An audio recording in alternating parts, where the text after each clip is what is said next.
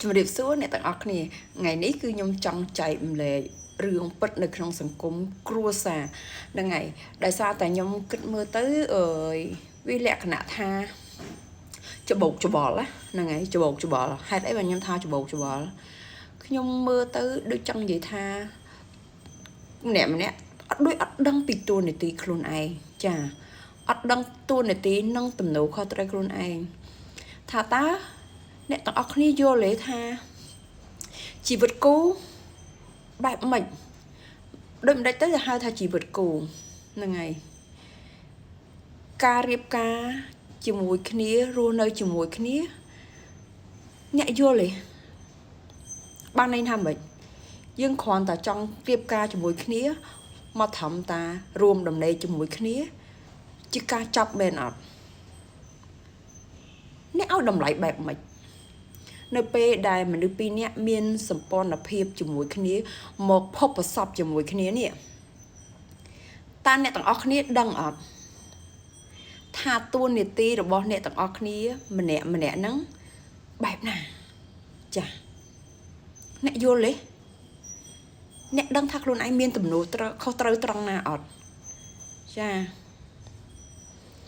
នៅពេលដែលយើងយល់ពីអស់ហ្នឹង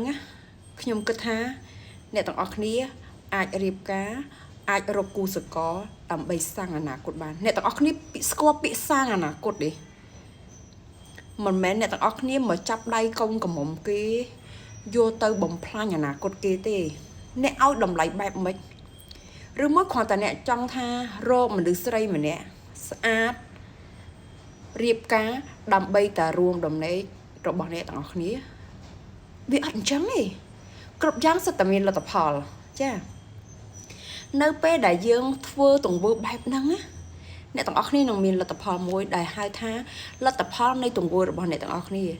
អ្នកទាំងអស់គ្នាត្រូវមានទំនោរខុសត្រូវចំពោះគ្នាទៅវិញទៅមកឬមួយក៏យើងពួតដៃគ្នាកាន់ដៃគ្នាដើរទៅមុខដោយយើងមានភារកិច្ចរៀងៗខ្លួនប្រពន្ធមានភារកិច្ចផ្សេងប្តីមានភារកិច្ចផ្សេងពេលខ្លះប្តីត្រូវមានទំនោរខុសត្រូវច្រើនជាងប្រពន្ធឆ្ងាយ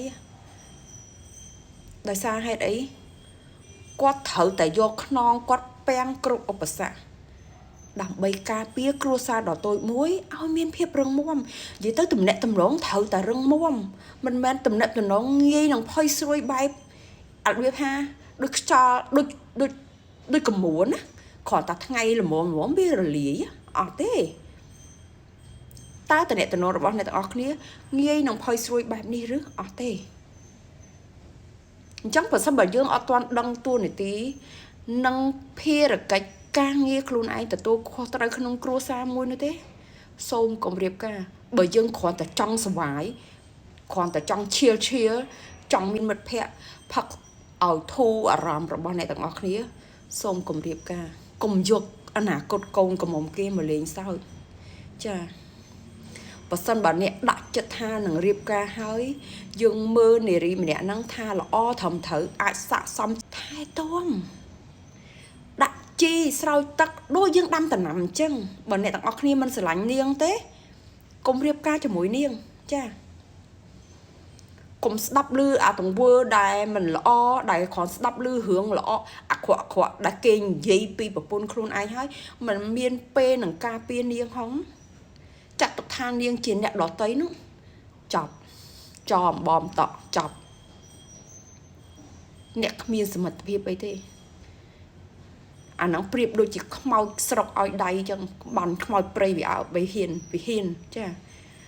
ខ្មោចស្រុកឲ្យដៃទឹកខ្មោចព្រៃវិហ៊ានធ្វើចា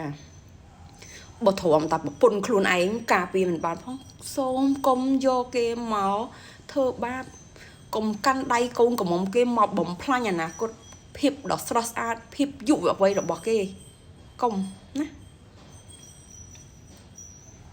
បើអ្នកមិនអាចចែកម្លែកស្នាមញញឹមភាពរីករាយជាមួយប្រពន្ធអ្នកផងកុំអ្នកដតីមិត្តភ័ក្តិធំតាមរាយើងនិយាយចង់ចាព្រោះពួកគេមិនបានមករួមសុខទុក្ខរបស់អ្នកទេប៉ុន្តែអ្នកអាចនឹងចែកម្លែកស្នាមញញឹមជាមួយគេបានសោកក្អាក់ក្អាយបបាន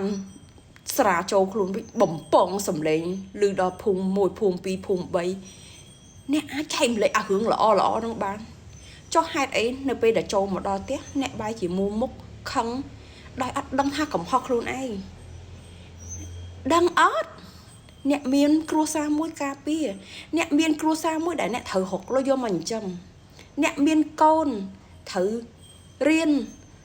ត្រូវចាយវាយទៅលើការរៀនសូត្ររបស់កូនអ្នកធ្វើបានហើយនៅមានរឿងជាច្រើនទៀតដែលត្រូវដោះស្រាយតើអស់ហ្នឹងអ្នករ៉ាប់រងបានអត់ប្រសិនបើរ៉ាប់រងហើយអូខេឈៀចុះតែបើមិនទាន់ទេយកពេលវេលានេះខួរក្បាលយើងនេះការគិតយើងនេះបើកក្រអ្វីដែលអាចរកចំណូលបានមិនមែនយកពេលវេលាហ្នឹងមកឆ្លោះគ្នាទេចាប្រសិនបើអ្នកទាំងអស់គ្នានៅតែធ្វើចរិតអញ្ចឹងទេនៅលីវទៅកុំយកប្រពន្ធយកកូនចាបើកាន់ដៃគេហើយមិនអាចការពារគេបាន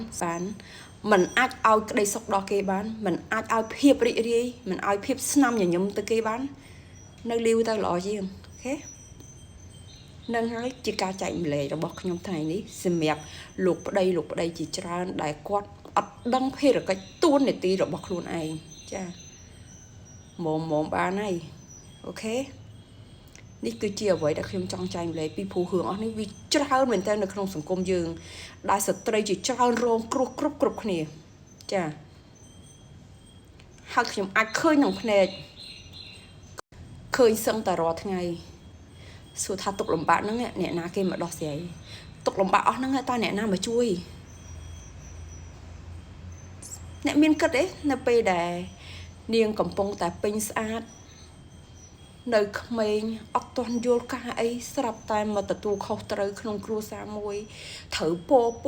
ត្រូវមានកូនចិញ្ចឹមត្រូវរៀបចំផ្ទះសម្បែងត្រូវមើលការខុសត្រូវទាំងអស់លោកប្តីយកប្រពន្ធមកទាំងអស់ហ្នឹងយកមកត្រឹមតែធ្វើជាទាសករអ្នកបម្រើក្នុងផ្ទះមិនមែនអ្នកមានឲ្យតម្លៃទេហើយការឲ្យតម្លៃហ្នឹងឲ្យតម្លៃនាងហ្នឹងដោយរបៀបម៉េចខ្ញុំចង់ដឹងថាឲ្យតម្លៃបែបម៉េចក្រែងការគិតមនុស្សម្នាក់វាខុសគ្នាក្រែងថាអ្នកទាំងអស់គ្នាធ្វើអញ្ចឹងហើយជាការឲ្យតម្លៃរបស់អ្នកចង់មានលុយឲ្យក៏ឲ្យបើមិនមានលុយអត់ឲ្យក៏អស់ទៅហើយគ្រាន់តែប្រពន្ធនិយាយរឿងតែលឺលួសតិចសេកកំហុកបោកនេះបោកនោះអីល្អម៉េះបេះដូងអ្នកសាងពីអីគេចិត្តអ្នកធ្វើនឹងជាសេចក្តីល្អដែលអ្នកផ្ដល់ឲ្យទៅមនុស្សដែលអ្នកគិតថាយកមកធ្វើជាម្ដាយរបស់កូនអ្នកនោះគិតឲ្យត្រឹមត្រូវយ៉ាត់ស្ដាយក្រោយ